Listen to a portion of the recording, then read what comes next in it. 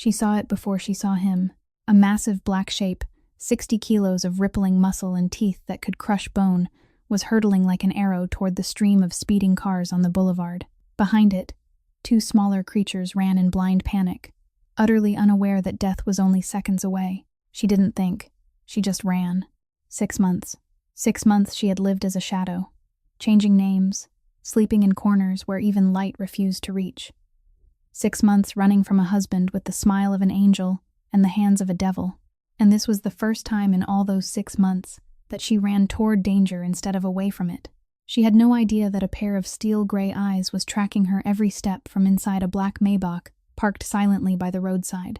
She had no idea that the man sitting in that car hadn't looked directly at anyone for more than 3 seconds in 10 years. And she certainly had no idea that from this very moment, the moment she knelt in the middle of the road, before a beast that could tear her apart both of their lives, would never be the same again. If you want to know what happens next, hit that like button right now. And don't forget to subscribe, because the best stories, we save them just for you. Nero had stopped, but the muscles beneath his blue-gray coat were still drawn tight as steel cables. His jaws were still parted, each white fang catching the glow of the streetlights. The two puppies hid behind Ren, their tiny bodies trembling, pressed hard against her legs as though searching for the last shelter left in the world. Ren stayed exactly where she was, kneeling, her knees pressing into the freezing asphalt. She didn't look directly into the animal's eyes.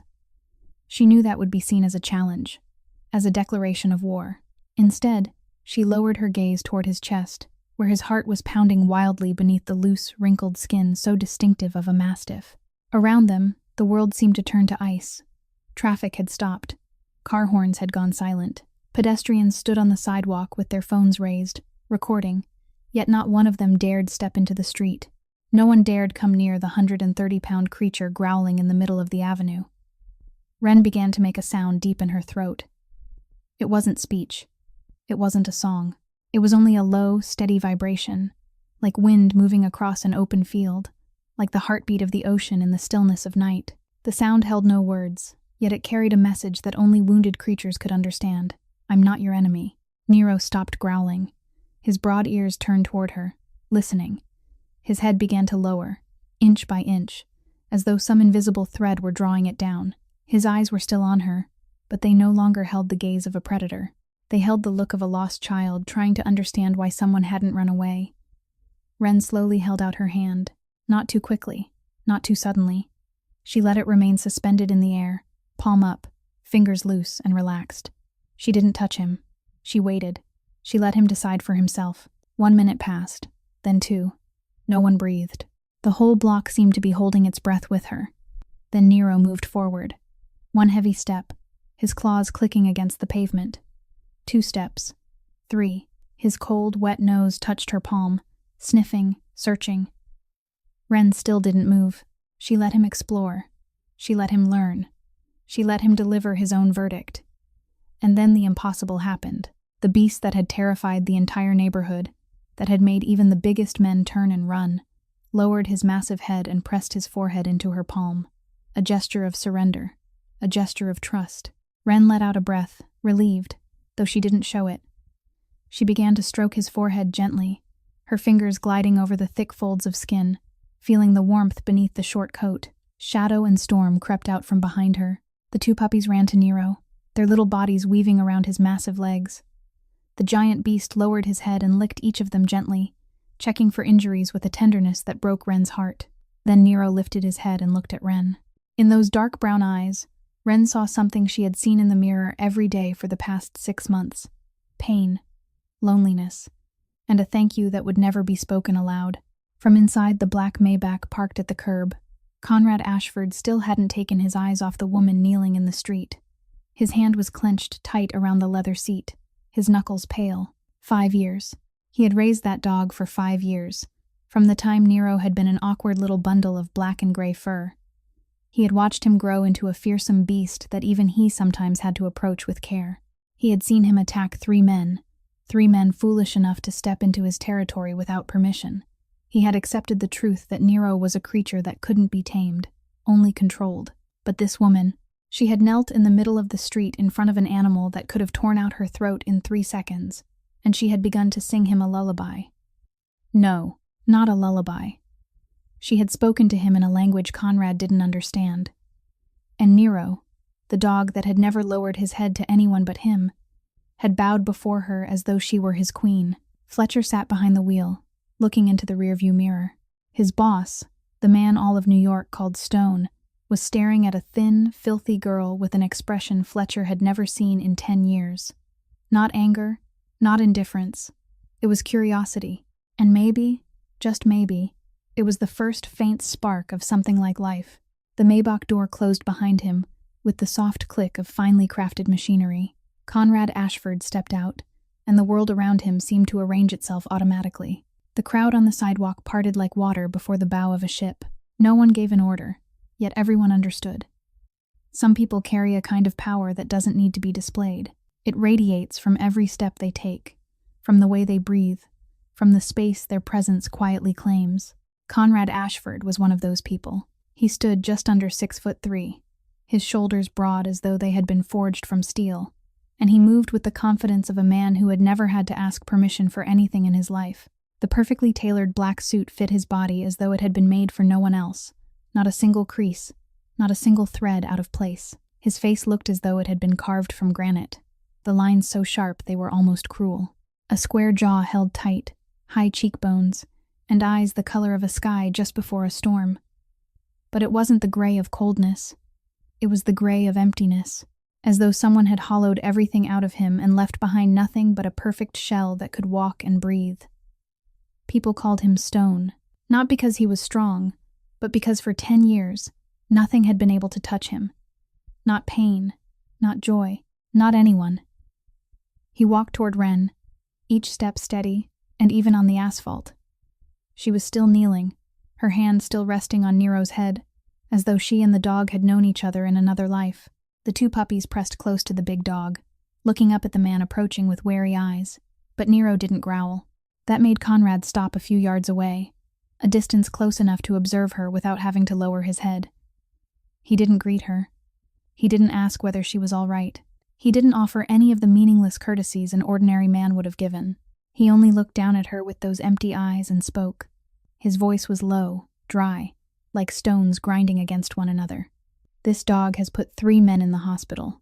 You just knelt in front of him like you were inviting him home for dinner. Wren didn't rush to stand.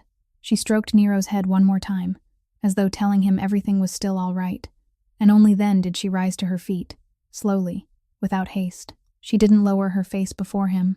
She didn't avoid his gaze the way most people would when confronted with that kind of power.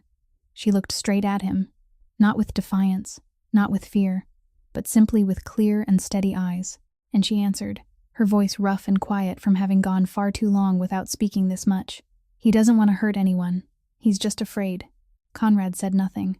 His gray eyes narrowed slightly, as though he were trying to solve an equation he had never seen before. She was saying his dog was only afraid. The dog that had cost one security guard 3 fingers, that had broken a drunk man's ribs, that had sent an intruder to the hospital for 2 months, and she was saying he was only afraid. Fletcher came running over, his breath uneven. "Boss, are you all right? Should I call someone to deal with this?" Conrad didn't answer. He was still looking at Wren, staring into her blue-gray eyes as though he were searching for something he didn't even know how to name. Then, without another word, he turned and walked away. The night wind moved through the street and stirred the edge of his suit coat. When he was almost back at the car, he stopped and spoke to Fletcher without turning around. "Find out who she is." The Maybach pulled away, smooth and silent, disappearing into the traffic that had begun to move again. Wren stood there watching it until the taillights became nothing more than 2 faint red dots in the dark. She didn't know his name. She didn't know who he was.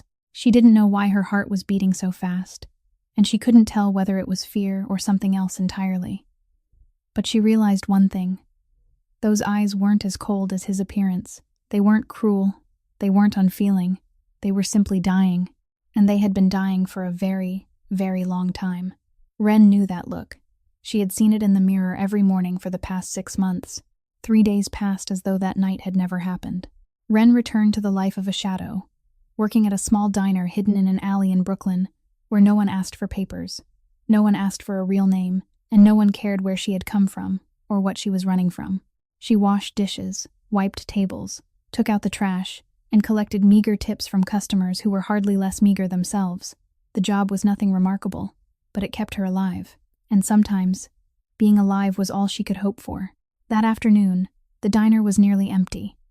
Wren was bent over, wiping a spilled coffee stain from the surface of an old wooden table when the bell above the door rang. She didn't look up right away, already used to the sound of customers coming and going. But then she noticed the silence. This little diner was never silent. There was always murmuring, always the clatter of forks and knives, always the old television droning out the news. But now it was as if someone had pressed a switch and turned everything off. She looked up. Her heart stopped for a beat. Conrad Ashford stood in the doorway, his perfectly tailored black suit looking absurdly out of place against the stained yellow walls and cracked tile floor, like a diamond dropped into a pile of trash. He didn't glance around. He didn't seem irritated by the place. He only looked straight at her, as though the rest of the room didn't exist, as though she were the only thing worth seeing. Everyone in the diner felt the weight of that presence. The owner froze with the coffee pot still in her hand. The cook leaned his head out from the kitchen door, eyes wide. The two customers in the corner stood up without a word, left money on the table, and quietly slipped out through the back. No one knew who he was, but everyone understood he was someone they didn't want any trouble with. Conrad crossed the room, each footstep landing solid and deliberate against the tile. He stopped in front of the table Wren was cleaning and placed a white envelope on the wood. No greeting, no explanation. Only one sentence, his voice low and flat as a windless lake. My dog needs someone to care for him. Wren looked at the envelope, then at him. She didn't touch it. I'm not a dog trainer. You made a 130-pound mastiff stop, attacking by kneeling down and humming. His voice held no praise, no criticism. He was simply stating a fact as if he were reading a weather report. I don't need a trainer. I need someone who understands them. Wren let the rag fall onto the table. She looked at him, trying to read something in that face of stone, but she found nothing except the familiar emptiness. I don't know who you are. For the first time, something flickered through his gray eyes.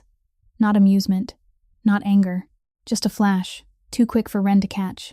That's the only reason I let you live after you approached my property without permission. Those words should have frightened her. They should have made her run, the way she had been running for the past 6 months. Survival instinct screamed in her head, telling her to stay away from this man, stay away from those dying eyes, stay away from the dark power he carried as naturally as breath. But then she remembered the dog. Nero's eyes when he had touched his nose to her palm that night, not the eyes of the vicious beast everyone feared. The eyes of a creature in pain, alone, desperate for someone who understood its suffering. And she saw the difference. Grant, the husband she had fled from for 6 months, hid his darkness behind an angel's smile. He spoke sweet words while his hand tightened around her wrist until it bruised. He brought her flowers while locking the door and keeping her trapped inside the house. He was a monster, wearing a prince's face. But Conrad Ashford hid nothing at all. He was darkness, and he didn't even try to conceal it. He was danger, and he said so plainly to her face. There was no mask, no false smile, only the naked, freezing truth.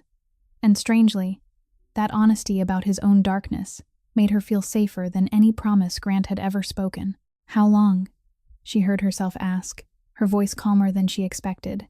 Until I tell you to stop. Wren looked at the envelope one more time. She didn't know how much money was inside, and she didn't care.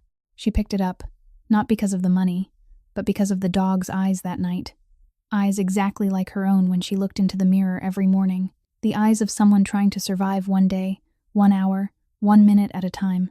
Maybe she couldn't save herself, but maybe, just maybe, she could save him. The black car carried Wren through streets, growing darker by the minute, from the lively stretches of Brooklyn, filled with neon lights and throbbing music, into the wealthy part of Brooklyn, where mansions hid behind tall trees and stood in a silence as deep as secrets never told.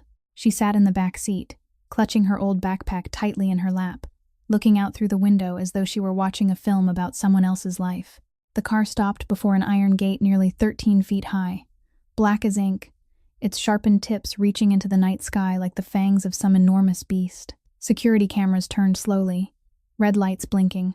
Then the gate opened, silent and unhurried, revealing a stone road that led toward the mansion. No, mansion was too gentle a word. This place looked more like a fortress.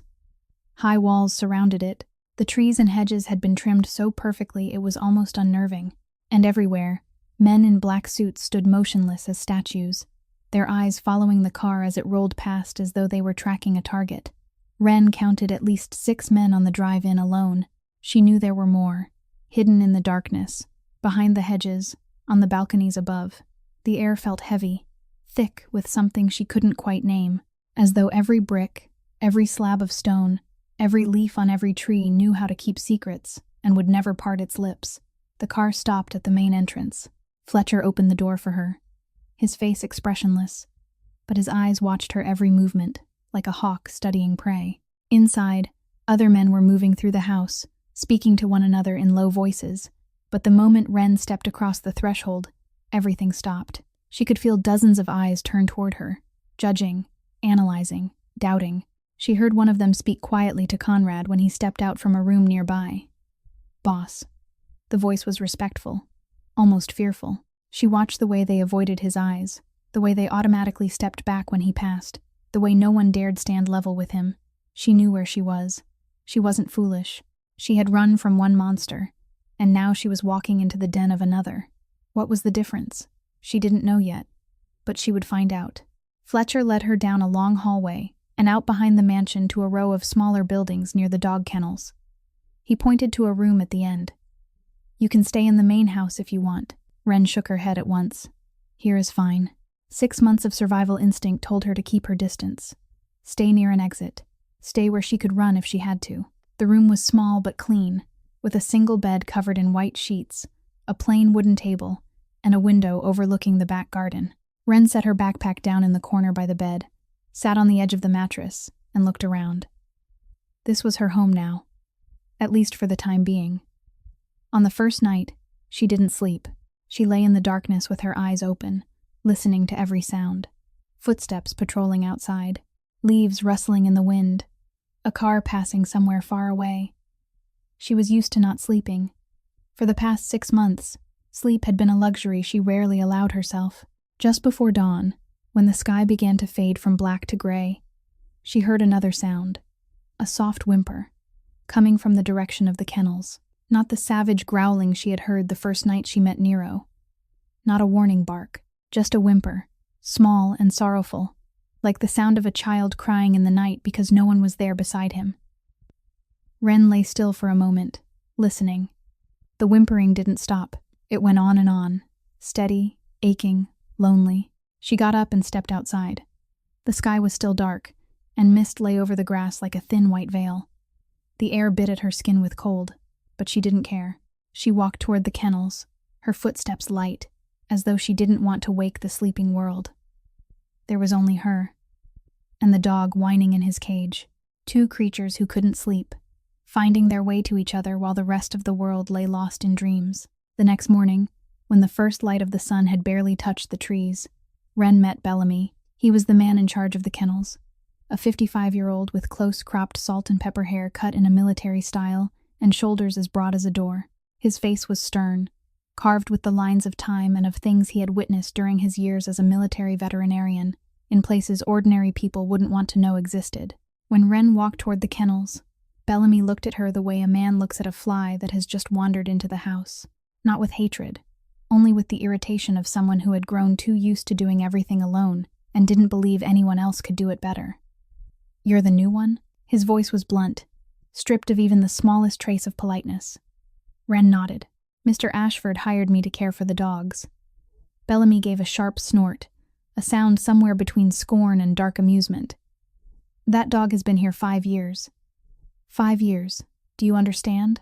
Only the boss can get anywhere near him. I've worked with dogs my whole life, and even I won't go into his kennel when he's in a bad mood. You think you're that special?" Wren didn't argue. She had learned a long time ago that arguing with men like Bellamy was a waste of breath. They wouldn't believe anything until they saw it with their own eyes. "Can I go in?" she asked, her voice calm. Bellamy shrugged and stepped aside. "Your choice, but don't blame me if you lose a few fingers." Wren opened the kennel gate and stepped inside. Nero was lying in the farthest corner, a massive bundle of muscle curled in on itself like a blue-gray boulder. The 2 puppies, Shadow and Storm, lay beside the big dog, lifting their heads to watch her with the curiosity of the young. Nero didn't look at her. He didn't growl either. He only lay there with his eyes closed, as though she didn't exist, as though she wasn't worth his attention. Wren didn't move closer. She sat down on the wooden floor several feet away from him, her back resting against the kennel wall. Then she did nothing at all. She simply sat there, breathing, silent. Time passed like molasses pouring from a jar. 1 hour. The sunlight shifted from one corner of the kennel to another. 2 hours. The shadows on the wooden floor changed shape. Bellamy passed by from time to time, glanced inside, shook his head, and walked away. Wren remained there, patient as stone. Nero began to glance at her. At first they were only quick looks, as though he were checking to see whether she was still there. Then the looks grew longer, more curious. He didn't understand. Why wasn't this human trying to touch him? Why wasn't she speaking to him in that falsely sweet voice other people used? Why was she only sitting there, as though she had all the time in the world? Wren began to speak, her voice so soft it was as though she were speaking to herself. I know you don't trust anyone, neither do I. You had someone once, and then that person disappeared. Now you think everyone will do the same, that anyone who comes near you will leave, that it isn't worth opening your heart. She stopped and drew in a long breath. I understand. I think that way too. By afternoon, when the sunlight had begun to lean westward, and golden beams were slipping through the kennel window, Nero rose to his feet. Wren's heart pounded hard against her ribs, but she didn't move. Her hands stayed still on her lap, relaxed, not threatening. Nero walked toward her, each heavy step sounding against the wood floor. 1 step, 2 steps, 3. Then he stood in front of her, his massive head lowering, his wet nose brushing her fingers as he sniffed. Wren didn't breathe. The whole world seemed to stop turning. Then Nero lay down, right beside her. His head, as large as a pillow, settled into her lap, his dark brown eyes drifting shut, and a sigh escaped from his broad chest, as though he had finally found where he belonged. Bellamy stood outside the kennel door, his mouth hanging open. In 5 years, he had never seen Nero like that with anyone, not even with the boss. Wren began to stroke Nero's head gently, and that was when she realized it. The dog limped slightly when he had walked toward her. His right hind leg hadn't touched the floor evenly like the others. She leaned forward, studying more carefully, her hand moving lightly down toward his hip joint. Nero gave a soft whine but didn't pull away. Arthritis, she said to Bellamy, her voice certain. Right hind leg. It's been there for a long time. Bellamy stepped closer, his face tightening. How do you know? He won't let anyone near him.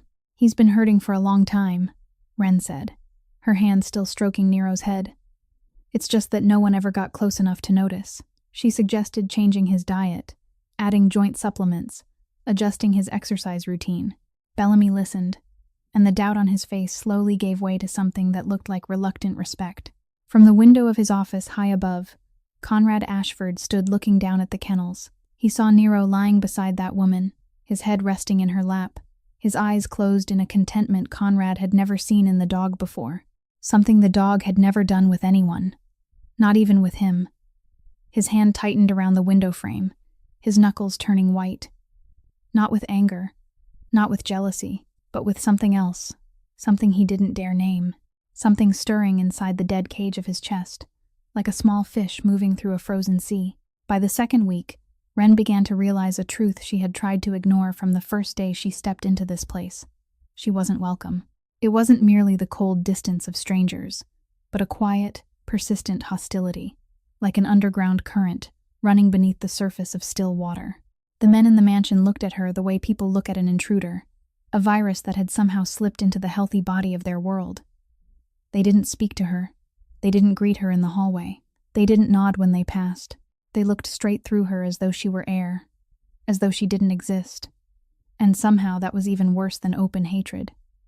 The small signs began to appear. The box of food she kept in the shared refrigerator disappeared, and later she found it in the trash, untouched. The clothes she had hung outside on the porch had been yanked down and thrown onto the damp ground. And one night, when she opened the bathroom door, she saw 2 words scrawled across the mirror in red lipstick. Leave now. She stared at them for a long moment, then took a cloth and wiped them away. She didn't tremble. She didn't cry. She had seen far worse things than this. In Conrad's office, Fletcher stood before his employer's desk, his face drawn tight. "She has no identity, boss. No past. I had people check, and they found nothing. No records, no employment history, no previous address. A person like that is either running or hiding." He paused and drew a breath. "Both are dangerous for you." Conrad didn't turn from the window, where he stood looking down toward the kennels. "I know. Then why are you keeping her here?" Silence. Conrad didn't answer. He couldn't answer, because he didn't know himself. And that was what frightened Fletcher most of all. In 10 years of serving his boss, he had never once seen Conrad without an answer to anything. Wren went on with her work as though nothing had happened. She cared for Nero, trained Shadow and Storm, and spoke with Bellamy about diet plans and exercise schedules. She didn't complain. She didn't report anyone. She was used to isolation, used to being treated like someone invisible, used to existing at the edge of other people's lives without ever being allowed to step inside. The past 6 months had taught her how to endure in silence, and that lesson was more useful now than ever. Then that night came. She returned to her room after a long day, her body tired, her mind aching for rest. But when she put her hand on the doorknob, it wouldn't turn. The door had been locked from the outside. She tried again. Once, twice, 3 times. It didn't move. Someone had locked her out of her own room. Wren stood there for a while, looking at the closed door. She could have gone to knock on someone's door and asked for help. She could have gone to find Fletcher and reported what had happened. She could have shouted, pounded on the door, demanded to be treated fairly. But she did none of those things. She had learned long ago that begging never brought anything good. Begging only showed other people where your weakness lay, and weakness was the first thing the world used against you. Instead, she sat down on the porch, her back against the wooden wall, her legs drawn in close for warmth. The night was cold, and the wind crossed the garden carrying damp mist with it, but she didn't shiver. She had slept in colder places than this. She lifted her eyes to the sky, where the stars shimmered like millions of watching eyes.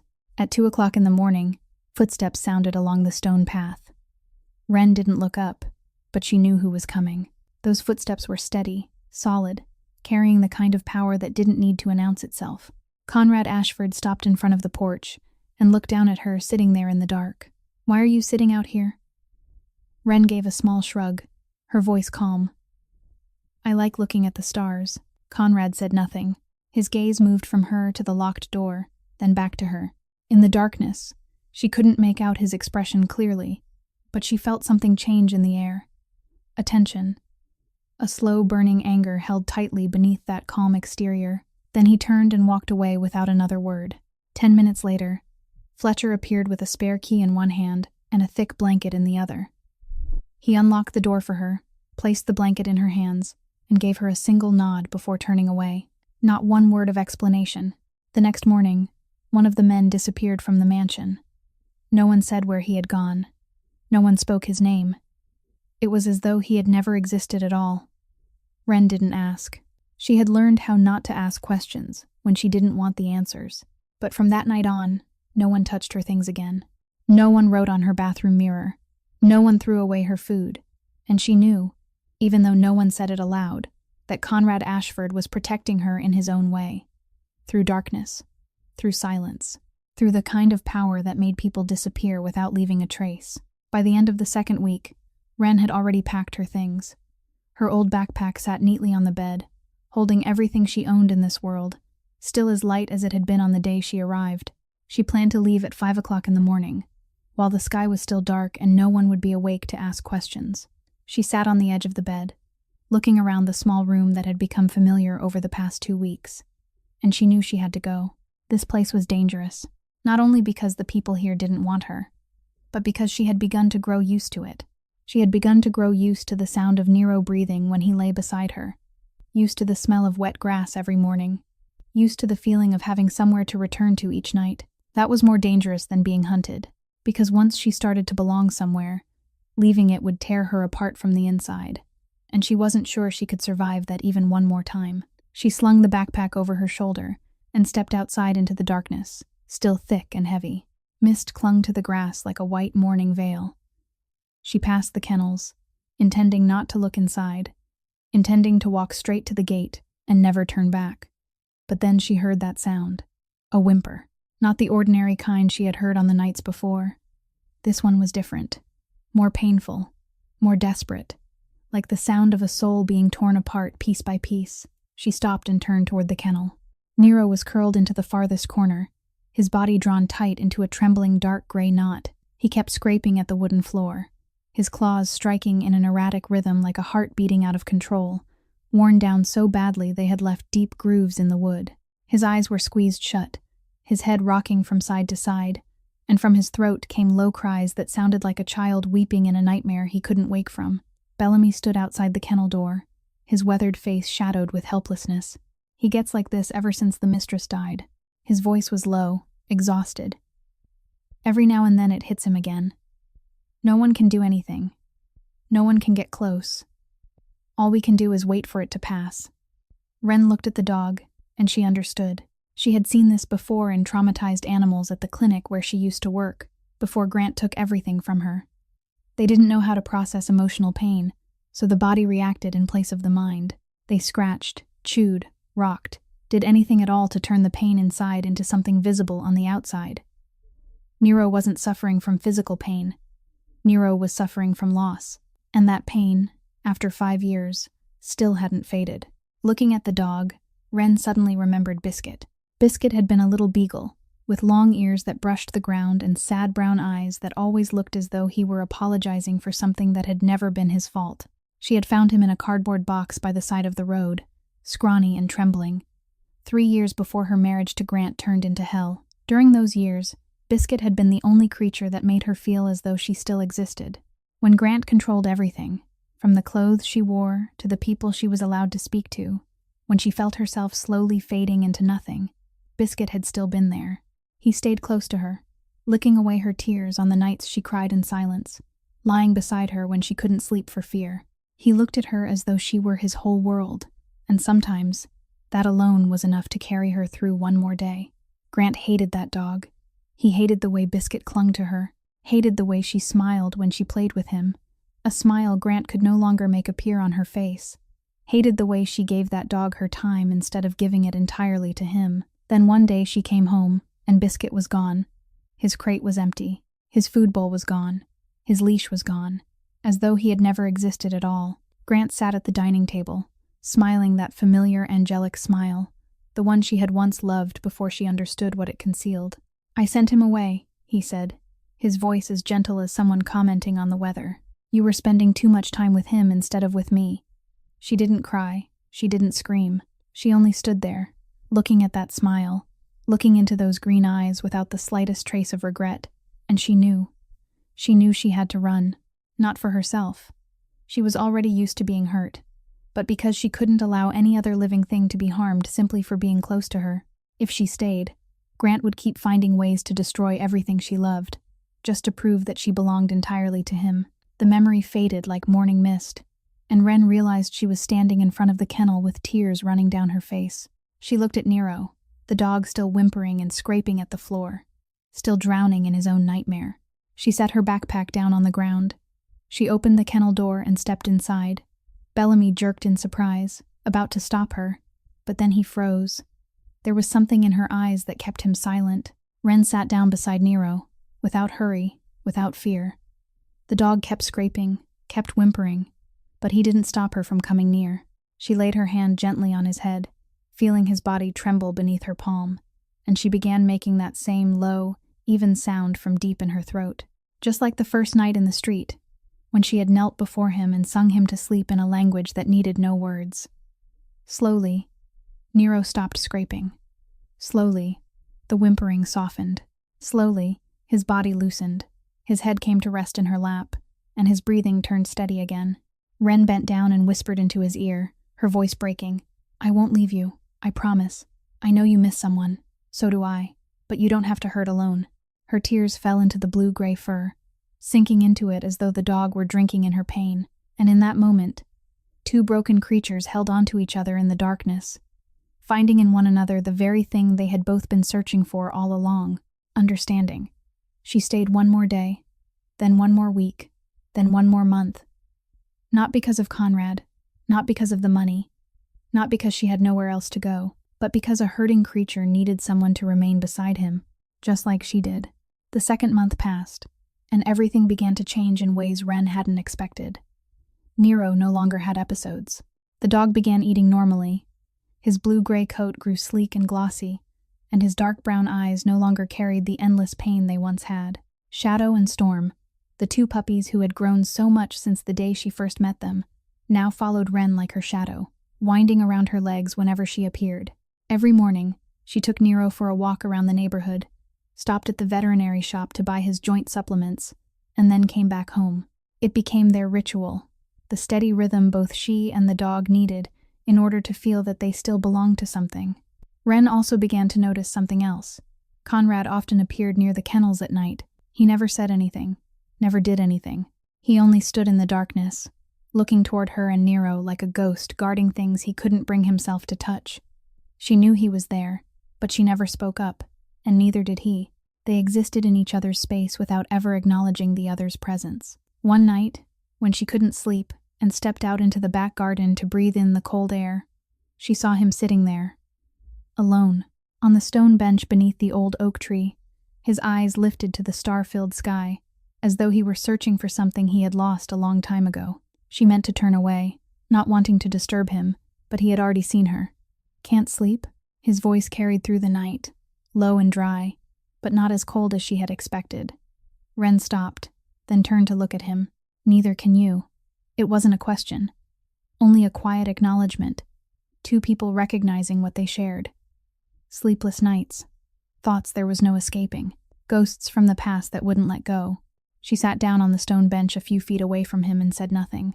Nero followed her, then lay down between them, his head resting on his front paws, his brown eyes closing in contentment. There was only the sound of wind moving through the leaves, the soft song of insects in the dark, and the steady breathing of the dog. The silence stretched on, but it wasn't uncomfortable. It felt more like rest, like being allowed to say nothing at all, and still not feel alone. "How long have you had Nero?"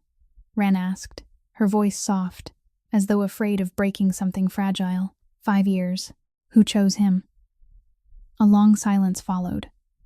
Conrad looked up at the sky, where the stars shimmered like millions of memories floating in the dark. Then he answered, his voice so quiet it was almost a whisper. "My wife." Ren didn't ask anything more. She had learned how to wait. She had learned that the deepest wounds couldn't be forced open by curious questions. They opened only when the person carrying them was ready, when they found someone safe enough to see the broken pieces inside. And she had a feeling that Conrad Ashford, the man all of New York called Stone, was slowly becoming ready. On a rainy night, while drops of water struck the windows like thousands of fingers tapping out a rhythm, Ren passed Conrad's study on her way back to her room. The door stood slightly open, and warm yellow light spilled through the narrow gap like an unintentional invitation. She meant to keep walking, not wanting to intrude on his private space. But then she stopped. Through the opening, she saw Conrad sitting behind his desk, his back slightly bent, a small photograph in his hand. A bottle of whiskey stood beside his elbow, but the glass next to it was still full, untouched. He wasn't drinking. He was only sitting there, looking at the photograph as though it held the whole lost world of his life inside it. Ren was about to slip away in silence, but Conrad lifted his head, and his gray eyes found hers through the crack in the door. "Come in." His voice wasn't a command, and it wasn't an invitation either. It was only a sentence, flat and empty, as the rain-soaked night outside. Ren hesitated for a moment, then pushed the door open and stepped in. The room was larger than she had expected, with bookshelves rising all the way to the ceiling and a heavy oak desk set in the center. She sat down in the chair across from him, her back straight, her hands resting in her lap, and waited in silence. Conrad said nothing. He only set the photograph down on the desk, turning it toward her. Ren looked at the picture and saw a woman, long black hair resting against her shoulders, a smile as warm as spring sunlight, eyes bright with happiness.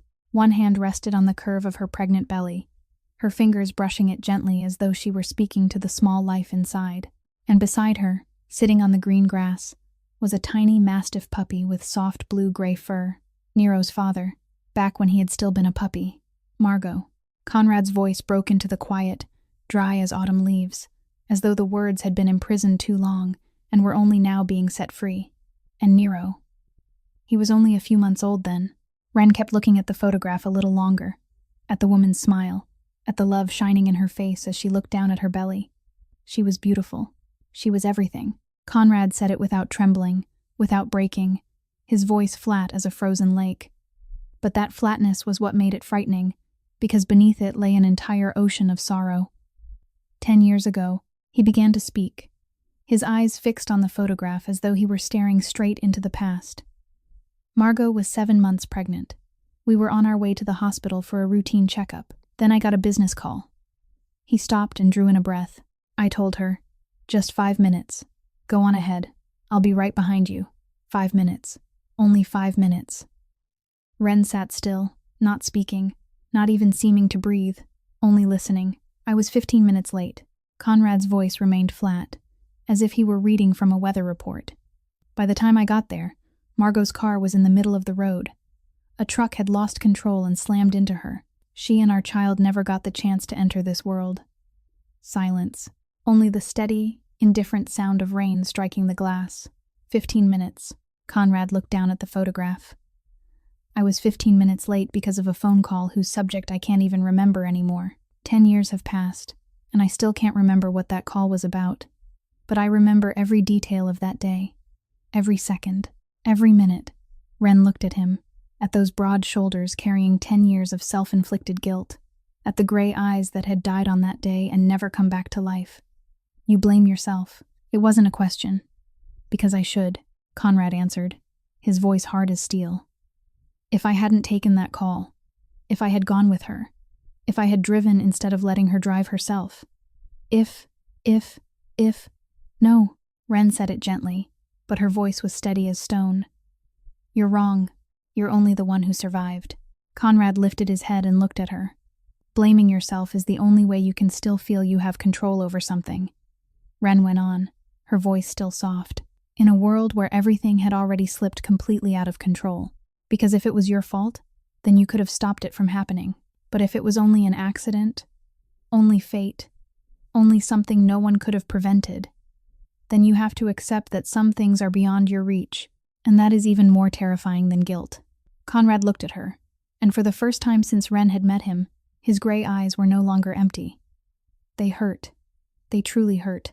Like a wound buried for 10 years had just been split open, raw and aching all over again. Ren didn't touch him. She didn't offer hollow words of comfort. She only sat there, in silence, beside him, looking at the photograph of the woman who had taken his heart with her 10 years ago. Sometimes, what a person needs isn't comfort. It's only someone willing to stay beside them in the dark, so they don't have to hurt alone. The next morning, everything seemed normal. Sunlight filtered through the leaves, scattering dancing patches of light across the familiar road. Ren took Nero out for his walk, as she did every morning, through streets that had slowly become known to her, to the veterinary shop to buy his joint supplements, and then back home. Shadow and Storm had stayed behind with Bellamy, and she savored the quiet stretch of time when it was only her and Nero, two creatures who had found peace in each other's presence. On the way back, as she was passing the corner a few blocks from the estate, her instincts came alive. The instincts sharpened over 6 months of running, 6 months of looking over her shoulder, 6 months of listening to every sound and distrusting every unfamiliar face. Something was wrong. Someone was watching her. She slowed her pace, pretending to stop and retie her shoe, and glanced around. That was when she saw the black sedan parked by the curb, about 20 yards away, and leaning against it, wearing a smile so familiar it was haunting, was the man she had been running from for the past 6 months. Grant Mercer. Her heart stopped for one beat, then began hammering wildly, as though it meant to break free of her chest. The world around her seemed to fall into silence, until nothing remained except the sight of him standing there with the calm confidence of a predator who had finally found the prey that slipped away. He was still handsome, just as he had always been, with carefully styled dark blonde hair, bright green eyes like polished stone, and a smile that could melt almost any heart, the smile of an angel concealing the soul of a devil. He didn't come closer. He only stood there, watching her with that unchanged smile, as though he were savoring the moment, savoring the fear he knew was rising inside her. Nero sensed the change in her immediately. The dog began to growl. the sound low and thunderous from deep in his chest, the fur along his neck rising, every muscle drawn tight and ready to strike. He placed himself in front of her like a living wall, shielding her from the threat he could feel even if he didn't understand it. Grant glanced at the dog, and for the first time, his smile faltered. He wasn't foolish enough to approach a 130-pound mastiff already poised to attack. "Hello, Ren," he spoke at last, his voice still sweet as honey, as though he were greeting an old friend instead of the wife who had fled from him. "Or do you prefer to be called Jenny now?" Ren went rigid. He knew. He knew the false name she had been using. He knew where she was. Everything she had built in these 2 months, the fragile peace, the sense of safety, the thin hope of a new life, collapsed in a single second like a sandcastle before the tide. "I've been looking for you for 6 months," Grant went on, his voice still gentle, still soft. "Did you really think you could run from me forever?" "You have no right to me," Ren said, her voice trembling despite the effort it took to hold it steady. "You're my wife." Grant smiled, but the smile didn't reach his eyes. "You'll always be mine, no matter where you run." He leaned back against the car and folded his arms across his chest with an ease that was entirely false. "I know where you are. I know who you're staying with. Conrad Ashford, right? I've done my research on him. A very powerful man. A very dangerous man." He tilted his head slightly, and the sweetness in his face gave way to something sharp and cold. "The question is, does he know who you are? Have you told him yet? Or are you still hiding, the way you always hide?" Ren didn't answer. She couldn't. Her throat felt squeezed shut by the fear swelling inside her like a rising tide. Grant gave a small shrug, opened the car door, and slid inside. Before he shut it, he lowered the window and looked at her one last time. "I'll see you again very soon, Ren. Very soon." The engine started, and the car pulled away, smooth and quiet, disappearing into traffic as though it had never been there at all. Ren stood frozen, watching until the car vanished completely around the corner. Nero was still growling beside her, still braced for a fight, as though he knew the danger hadn't truly passed. And she knew the dog was right. Grant hadn't come to take her today. He had come to let her know that he could, to make sure she understood that no matter where she ran, no matter where she hid, he could still find her. That was even more terrifying than being caught, because she knew Grant. He never came empty-handed. He never moved without a plan. And when he said he would see her again, he never spoke idly. The storm was coming. And this time, Ren didn't know whether she would be able to run from it at all. That night, Ren didn't sleep. She sat on the bed in the darkness, her knees drawn up to her chest, staring out the window where moonlight spilled across the garden like a wash of silver paint. She couldn't stay. Grant had found her. He knew where she was, knew who she was living with, even knew the false name she had been using. If she stayed, he would come back. And this time, he wouldn't come alone with his angelic smile and his sweetly spoken threats. He had money. He had connections. He had an army of lawyers ready to turn her into the guilty one if necessary. He could make the life of anyone near her into a living hell, and she couldn't let that happen to Conrad, not after everything he had already lost. She took out a scrap of paper and a pen and sat down at the small table by the window. Her hand shook as she wrote, but she forced herself to finish. "My past will burn down everything you've built. I can't let that happen. Thank you for giving me the 2 most peaceful months of my life." She folded the note, set it carefully on the pillow, and then began packing. Her old backpack was still light, still holding everything she owned in the world. She planned to leave at 5 o'clock in the morning, as she had before, while the sky was still dark and no one would be awake to ask questions. But she didn't know that Grant had been watching her for the past 2 weeks. He knew her habits, knew that she often went out alone in the afternoon to buy medicine for Nero, knew the path she took, even knew the hour she usually returned. He had waited, patient as a spider in its web, for exactly the right moment to strike. The following afternoon, when Ren left the veterinary shop with the bag of medicine in her hand, she didn't notice the black van parked at the corner. She was thinking about how she would have to leave, about how she would have to say goodbye to Nero without ever truly saying it, about how she would have to abandon yet another place she had begun to call home. She didn't see the van begin to move as she passed it. Everything happened in seconds. The black van screeched to a stop beside her. The door flew open. A familiar hand grabbed her arm and yanked hard. Ren tried to scream, but a cloth was clamped over her mouth, and the sharp chemical smell rushed into her nose. She fought, kicked, tried to tear herself free, but her body was too weak against the strength of Grant and another man whose face she never clearly saw. The door slammed shut. The van pulled away. No one saw. The street was nearly empty, and the people farther away were too distant to understand what was happening. Wren vanished as though she had never existed. Nero was at home. The 2 puppies were at home. Only the bag of medicine lay abandoned on the sidewalk. The only proof that she had ever been there at all. That evening, when Conrad returned to the estate after a meeting, Fletcher came running out to meet him, his face taut with strain. Miss Wren went out for medicine this afternoon and never came back. The staff at the veterinary shop called and said she left her bag behind and never returned for it. Conrad stood still for one brief moment, and then he began to move. He ordered his men to access the neighborhood security cameras, and he watched every second of the footage himself. He saw Wren stepping out of the shop. He saw the black van. He saw the side door open, saw the hand pull her inside, saw her disappear in the blink of an eye. He saw the license plate.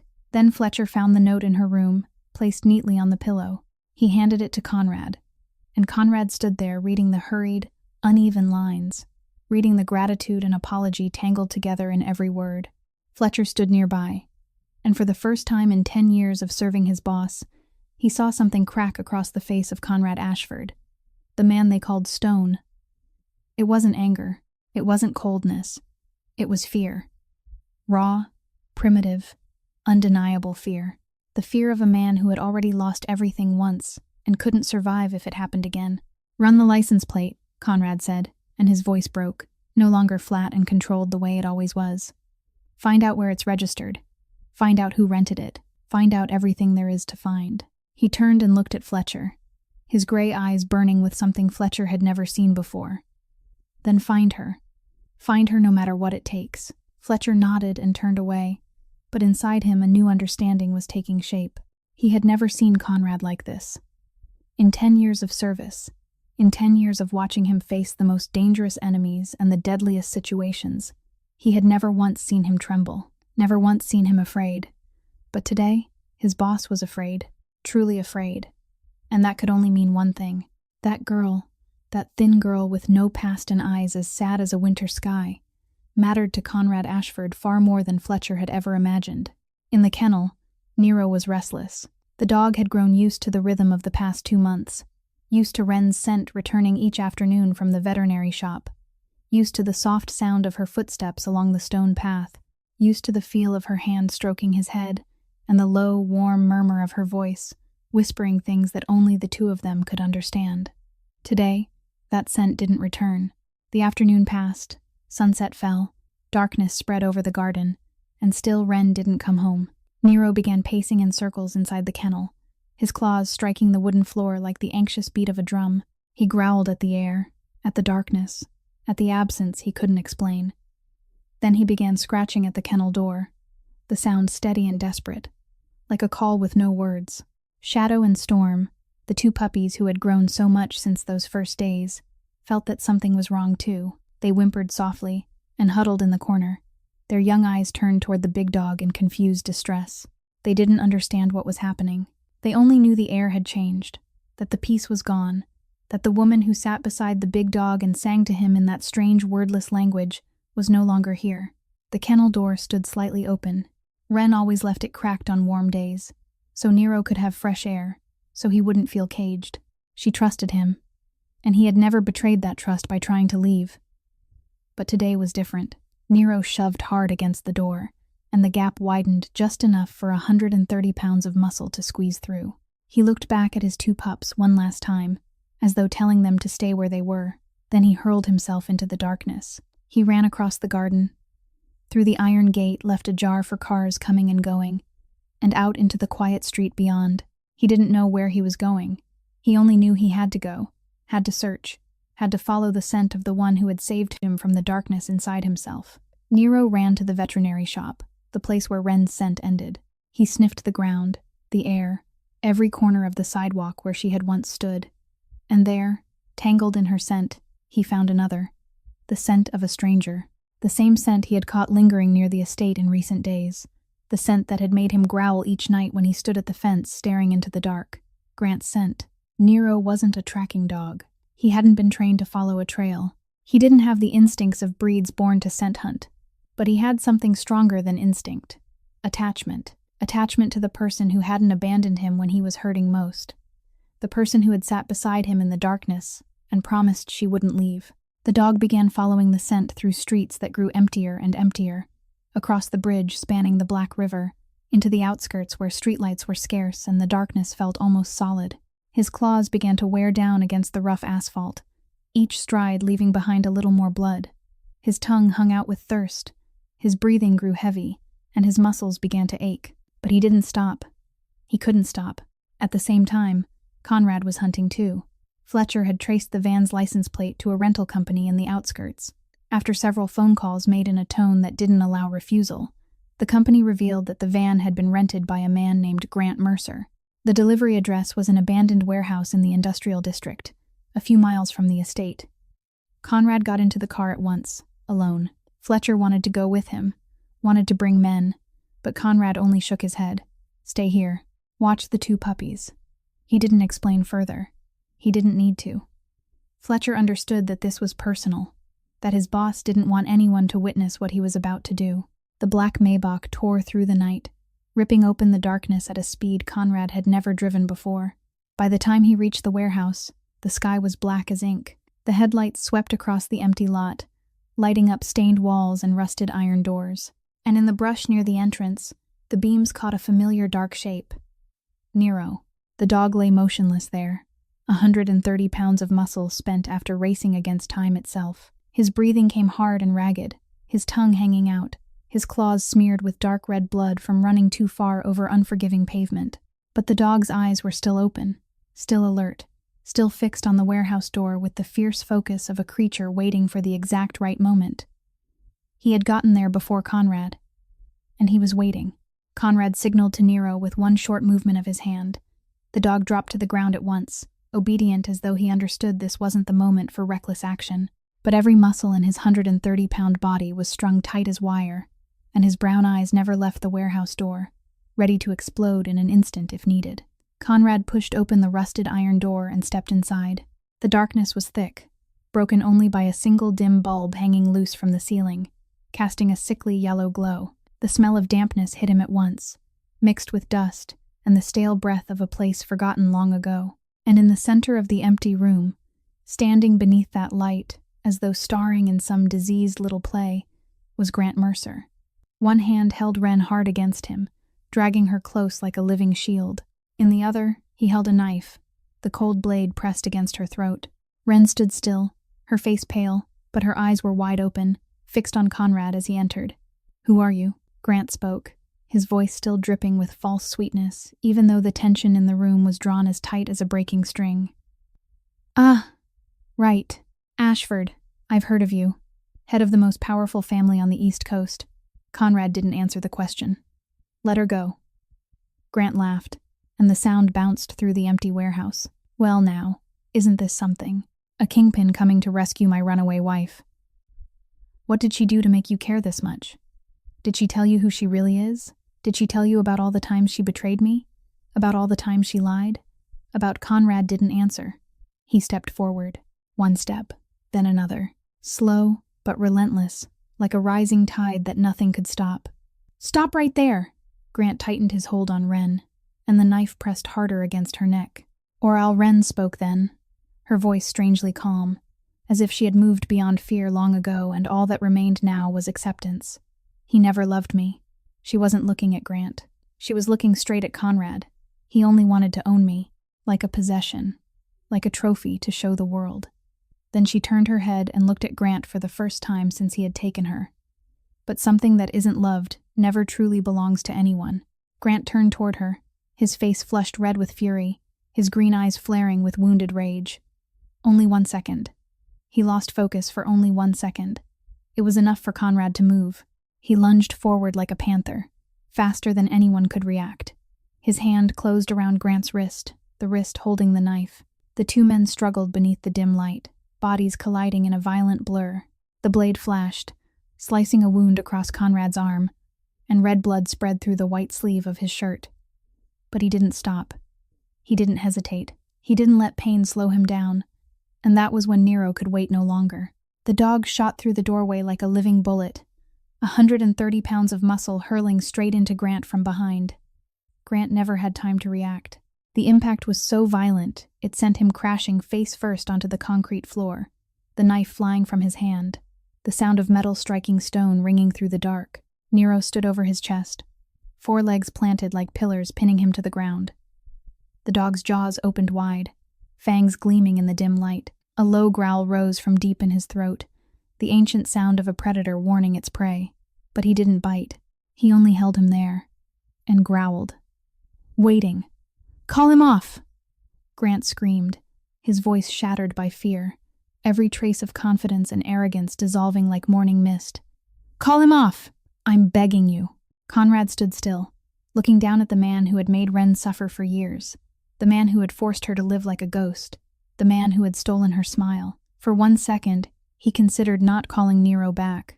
For 1 second, he let the darkness inside him whisper that he should let the dog finish it. But then he looked at Ren. She was trembling, leaning against the wall on unsteady legs. Yet her eyes were on him, and in those eyes was something that looked like a plea. Not a plea for him to save her, a plea for him not to become a killer because of her. "Nero," Conrad said, and his voice had gone calm again. "Here." The dog obeyed, stepping back from Grant's chest, each movement slow and reluctant. He came to stand in front of Ren like a living wall, still growling at Grant where he lay on the floor. Fletcher appeared in the doorway with 2 police officers Conrad had called on the way there. Grant was handcuffed, still shouting about a husband's rights, about "she's my wife," about "I have the right to take her home." No one listened. No one cared. Ren ran to Conrad, and without thinking, she threw her arms around him. It was the first time they had touched like that, not by accident, not in passing, but in a real embrace, tight and desperate. He stood still for a moment, his body stiff from being unaccustomed to closeness. Then he lifted his hand, rested it gently against her back, and held her in return. Everything was over. Grant wouldn't be able to chase her anymore.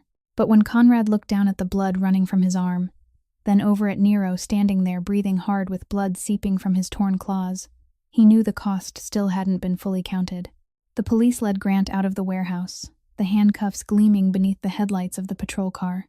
He was still shouting, still demanding this right and that right, still insisting "she's my wife" in the mad, breaking voice of a man, losing the thing he had believed would belong to him forever. But no one listened. No one cared. He was only a man being shoved into a police car, about to face charges that neither money nor connections would be able to erase. Ren was still holding Conrad, her body trembling in his arms like a leaf caught in a storm. It was the first time they had truly been in each other's embrace, not by accident, not in passing, but holding on for real, tightly, as though both of them feared that if they let go, the other would disappear. Then Ren heard it. A weak whimper, so faint it was almost swallowed by the noise around them. She lifted her head, searching for the source of the sound. Nero. The dog was standing a few feet away, and when Ren looked at him, he collapsed. First his front legs folded, then his hind legs, then his whole 130-pound body crumpled to the ground, like a tower falling in on itself. Ren let go of Conrad and ran to Nero with such speed that even she didn't know she could still move that fast. She dropped to her knees beside him, one hand landing on the familiar blue-gray coat, and that was when she saw it. A long wound across his shoulder, where the gray fur had been soaked through, dark red spreading wider and wider like some cruel flower opening in bloom. When he had slammed into Grant, when the dog had thrown himself forward to save her, the knife had cut him. "Nero," Ren screamed, her voice breaking apart. "No, no, no!" The dog lay on the ground, breathing hard, his eyes half closed. But when he heard her voice, he opened them, looked at her, and his tail gave a weak little wag. His tongue slipped out and brushed against her hand, as though he were saying, "I'm all right. Are you all right? I protected you, didn't I?" Tears ran down Ren's face and fell into the blue-gray fur now turning darker with blood. Fletcher stepped closer, his face tight with strain. "We need to get him to a vet now. The nearest one is 20 minutes away. We don't have 20 minutes. Ren's voice suddenly turned hard, the instinct of the veterinary nurse she had thought long buried rising back to life. "He's losing too much blood. He won't survive the drive." She tore her coat apart, rolled part of it into a thick pad, and pressed it hard against the wound on Nero's shoulder to slow the bleeding. Her hands were shaking. Her whole body was shaking, but she forced herself to stay calm. She had done this before.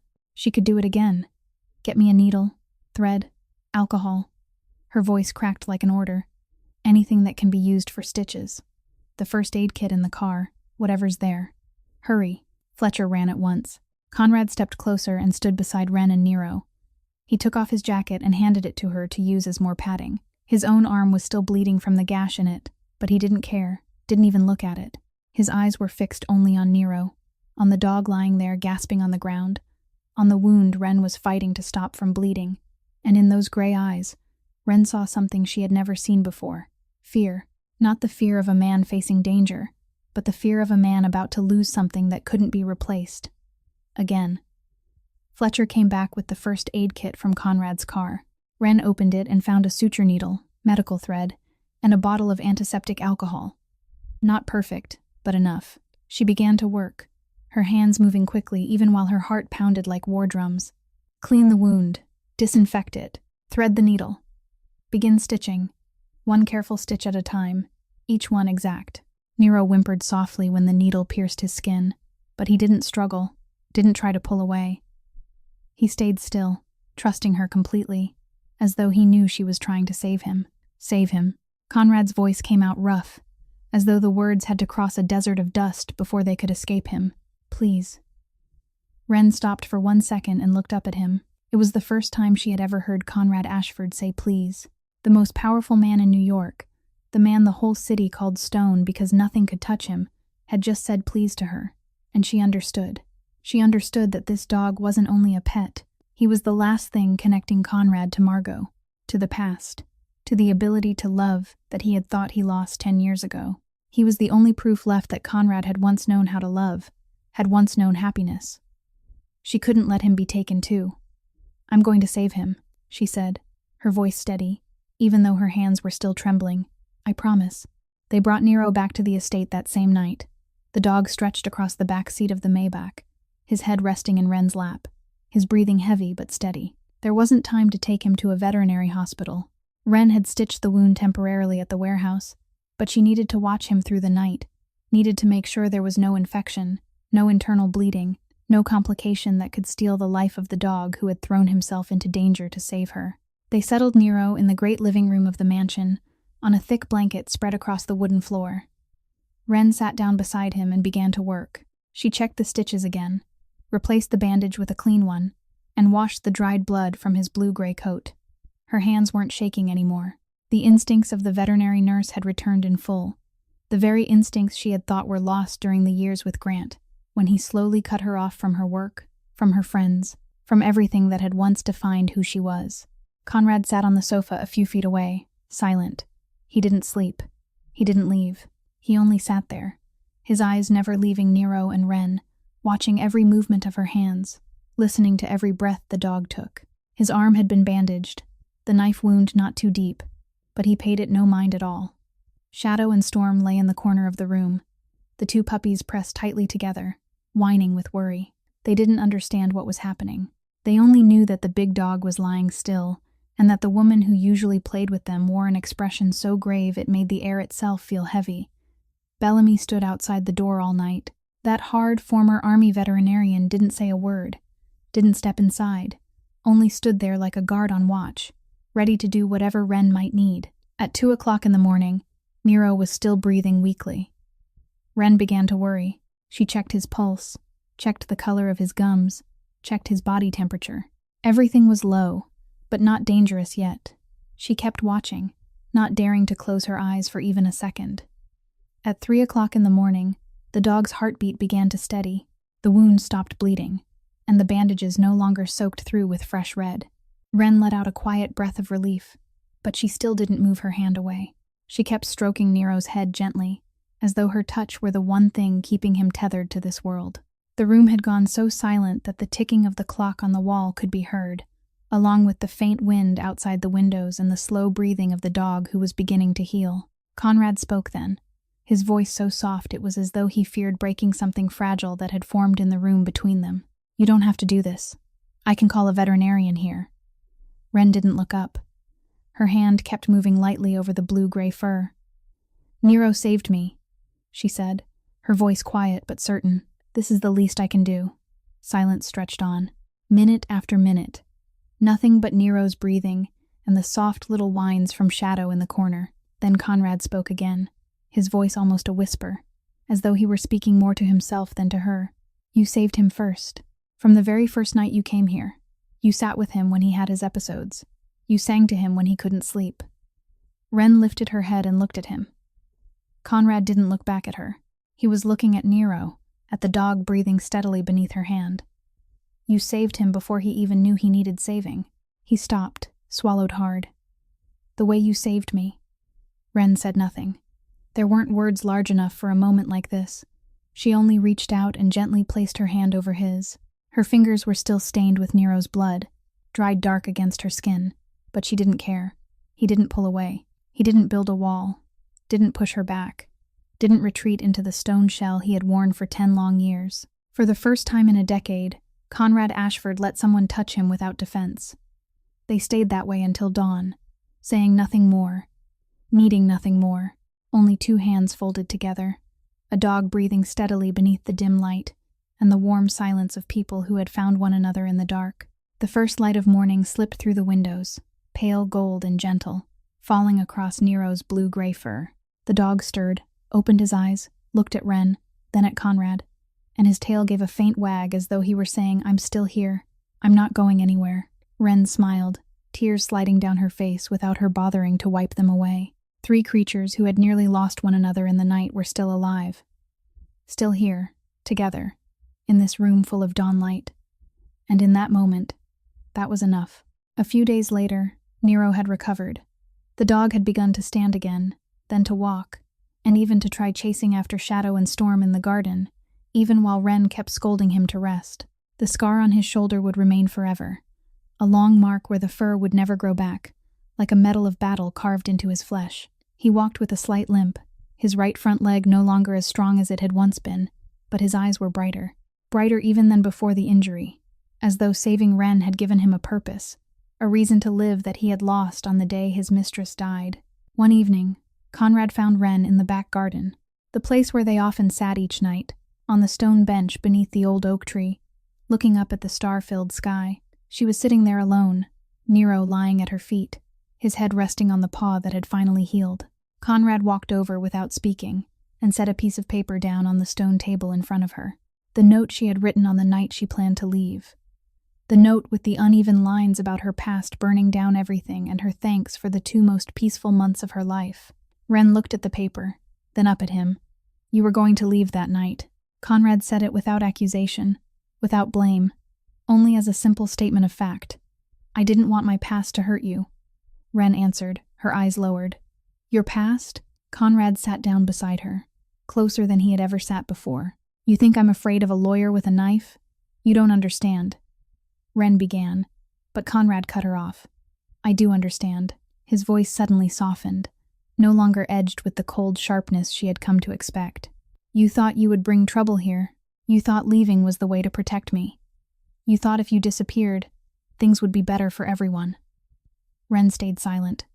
He had read her as easily as an open book. Do you know why I built all of this?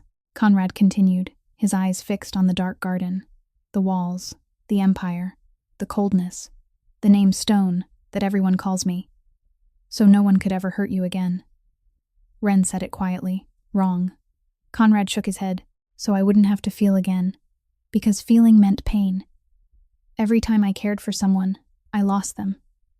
My mother, my father, Margot, the child who never had the chance to be born. He paused and drew in a long breath. So I decided not to care anymore. Not to love anymore. Not to let anyone come close anymore. If there was nothing to lose, then there would be nothing to hurt. Silence stretched between them. The wind moved gently through the leaves, carrying the scent of flowers from somewhere deeper in the garden. Nero made a soft sound in his sleep. Then Conrad turned to look at her, and for the first time, he reached out and touched her cheek, gently, carefully, as though she were something precious and fragile, as though he feared she might break beneath his rough hands. But then you appeared, he said, his voice barely above a whisper. You knelt in the middle of the street in front of a dog that could have killed you, and you weren't afraid. You walked into my house, and you weren't afraid. You looked into my eyes, and you didn't look away. His hand stayed on her cheek, warm and steady, and I began to feel again. For the first time in 10 years, I began waiting for the sound of your footsteps every morning. I began looking for you in every room. I began worrying when you didn't come back on time. He looked straight into her eyes, and I realized I don't want it to stop. I don't want to go back to a world where you aren't in it, even if that means I could be hurt again. Ren didn't speak. There weren't words big enough for a moment like this. She only lifted her hand and placed it over his where it rested against her cheek, holding it there. Sometimes the most important things don't need to be spoken aloud. They only need to be felt. News of Grant Mercer spread across the city within days. He was arrested not only for kidnapping Ren, but when the police began investigating, they uncovered an entire criminal network he had hidden for years beneath the polished image of a successful lawyer with an angel's smile. Large-scale financial fraud, embezzlement of client funds, bribing public officials to conceal illegal activity, threatening witnesses in multiple cases. The list of charges was so long that the local paper had to publish it in several installments. Grant Mercer wouldn't be leaving prison for a very long time. Maybe not ever.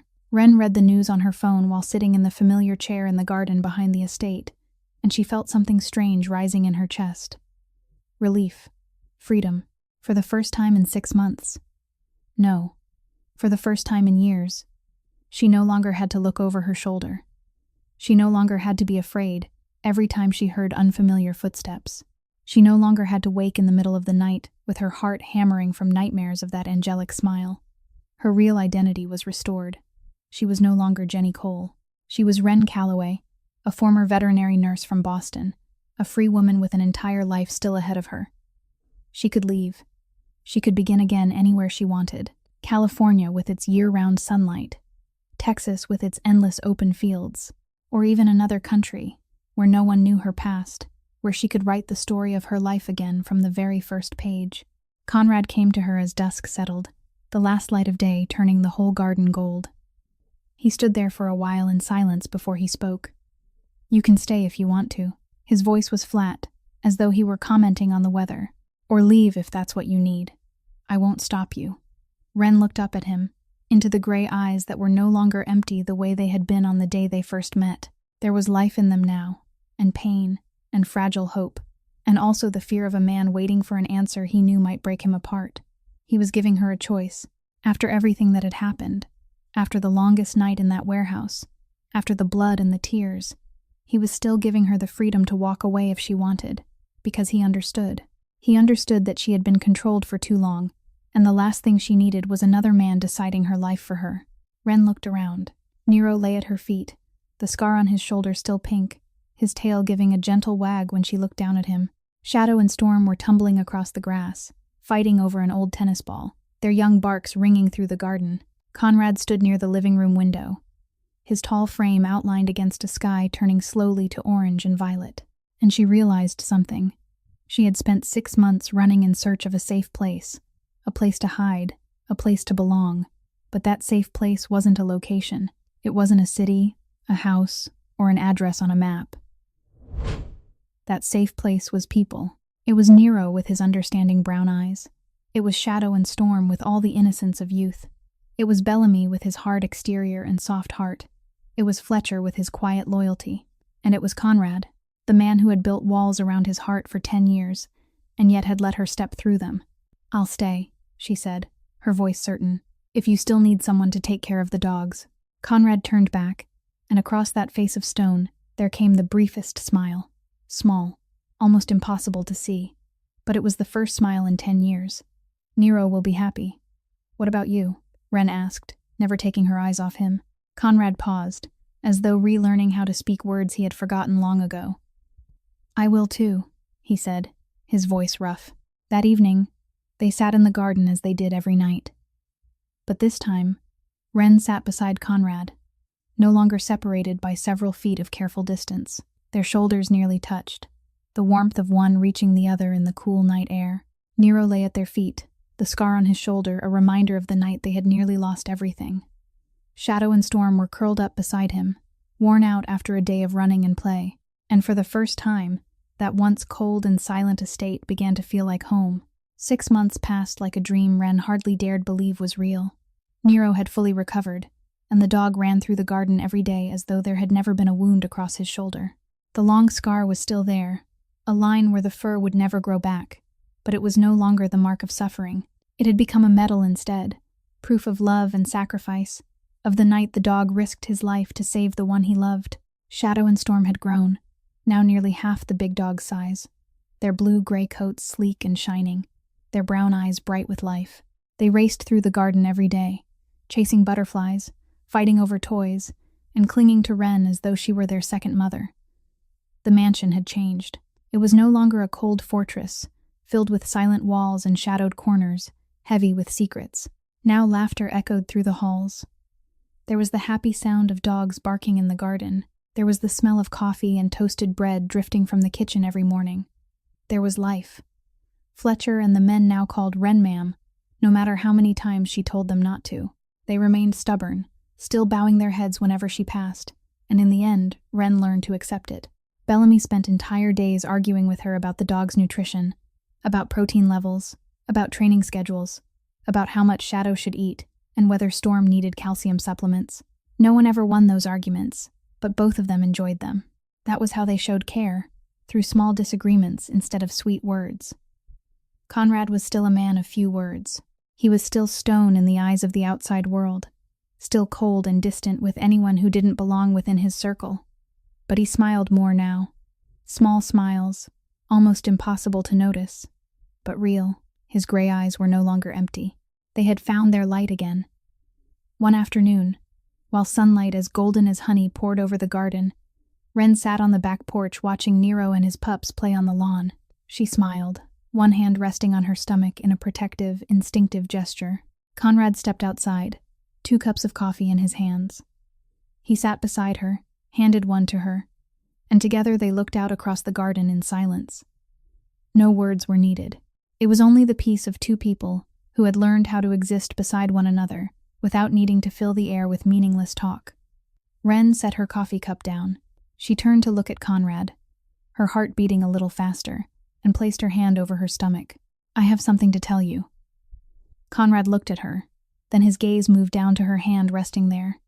His gray eyes widened, and something like understanding slowly rose within them. "You're pregnant?" 7 weeks.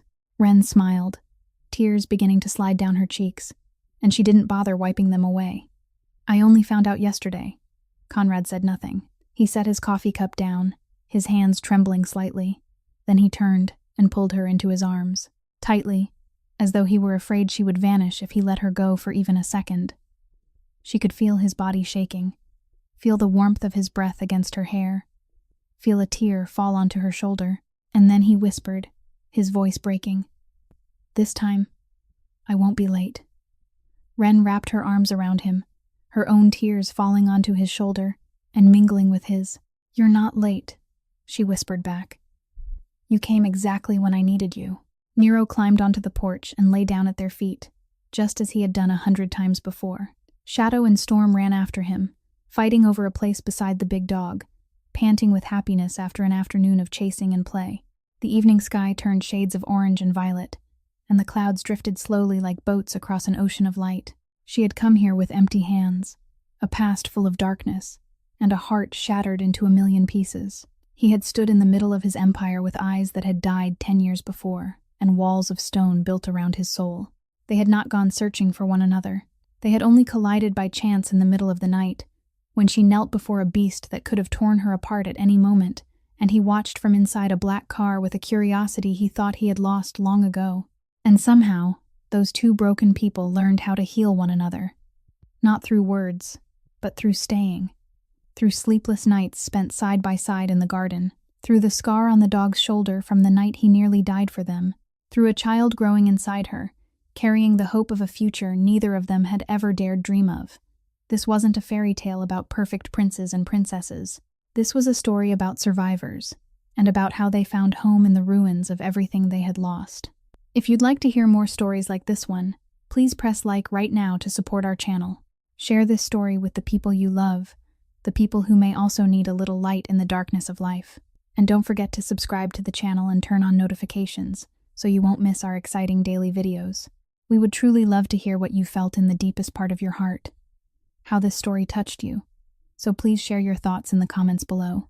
We wish all of you watching this video good health, a joyful life, and days filled with peace. Goodbye, and we'll see you again in the next video.